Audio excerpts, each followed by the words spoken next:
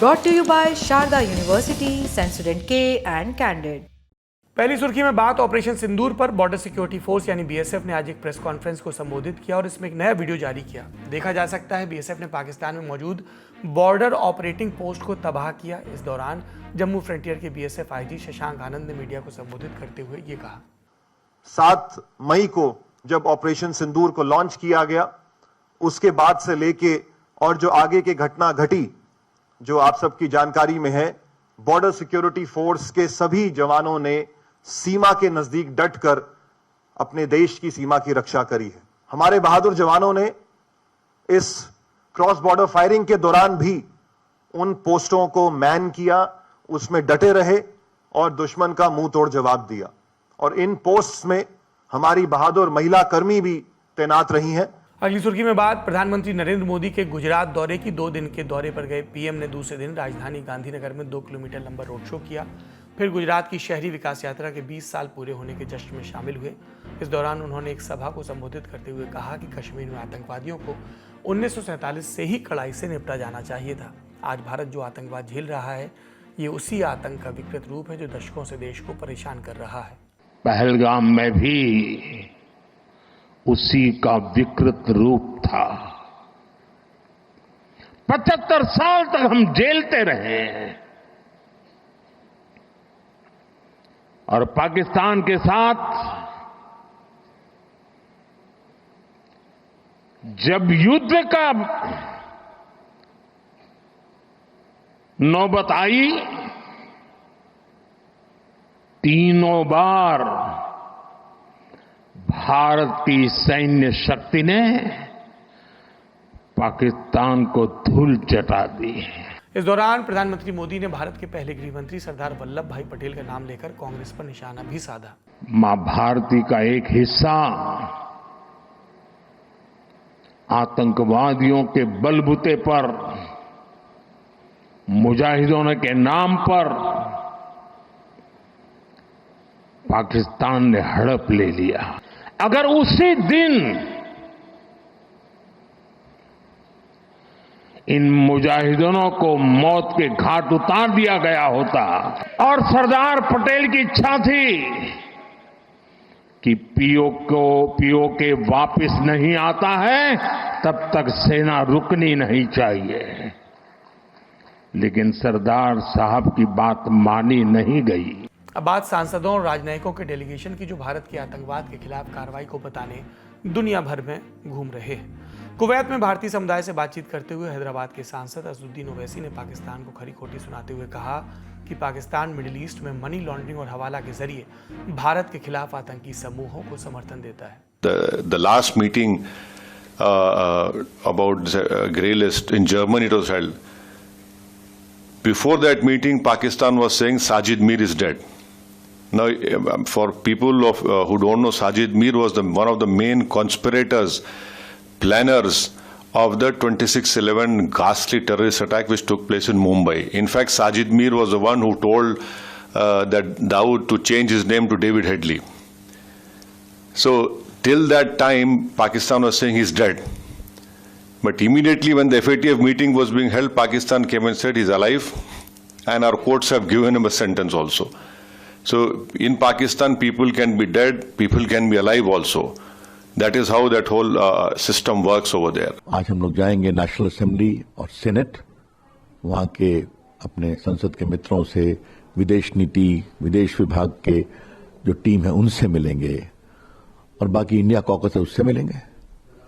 तो फ्रांस में जो आतंकवाद के खिलाफ भारत का संदेश है वो काफी समझा जा रहा है।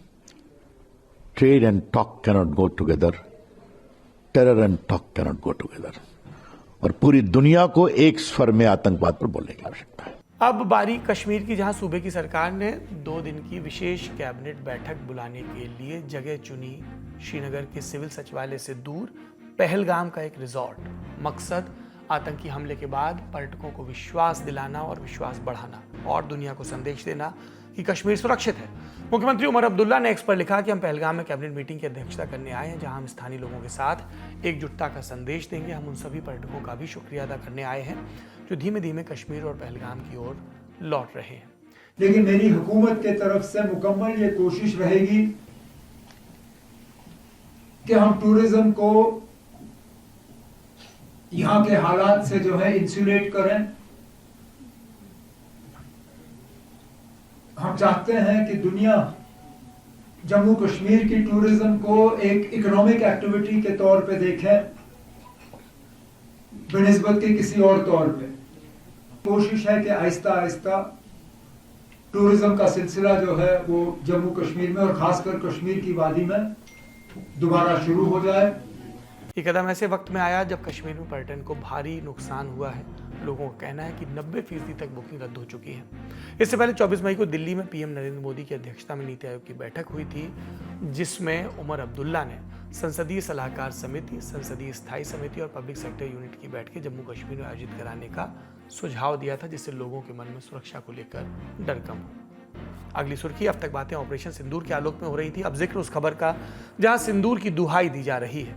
परिवार से निष्कासित पूर्व राजद नेता तेज प्रताप यादव ने पूरे प्रकरण के बाद पहली बार चुप्पी तोड़ी और खुशी जताई कि वो बड़े पापा ताऊ जी बन गए हैं। दरअसल तेजस्वी यादव और उनकी पत्नी राश्री यादव को 26 मई को कोलकाता के अस्पताल में एक बेटा हुआ। इसके बाद तेज प्रताप ने सोशल मीडिया पर लिखा, मुझे बड़े पापा बनने का सौभाग्य प्राप्त हुआ। छोटे भाई तेजस्वी प्रसाद यादव एवं राश्री यादव को हार्दिक बधाई एवं शुभकामनाएं। भतीजे को मेरा स्नेहिल आशीर्वाद एवं शुभ प्यार। पर बयान सिर्फ यहीं तक नहीं थे।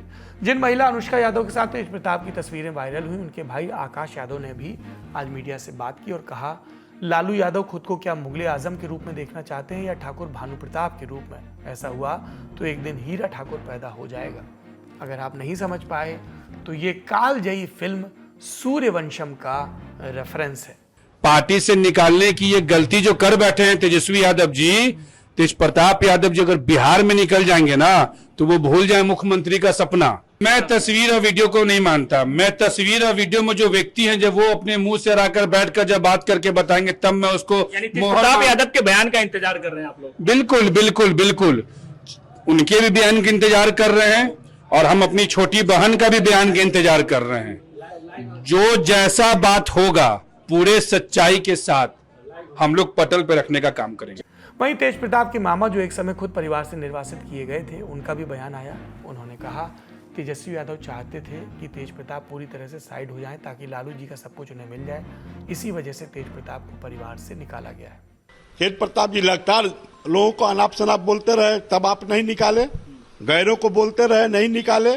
आज कौन चीज कर दिए? आज तक कुछ नहीं किए। वो तो फोटो एक आया था, और जब फोटो एक आया था तो उस पर बात करते, वो फोटो सही है कि गलत है, खराब है, नहीं है।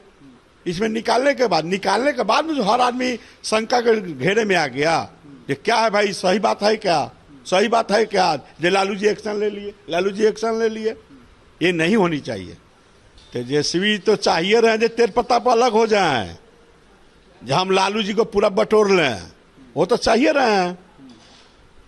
तेज प्रताप जी बड़े बेटा हैं और अभी नहीं खुल के आएंगे तो कब आएंगे भैया? फिर अब वो 20 साल भी लटक जाएंगे। आज का ललन टॉप शो यहीं समाप्त होता है। अपना और अपनों का ख्याल रखिए। शुभ रात्रि।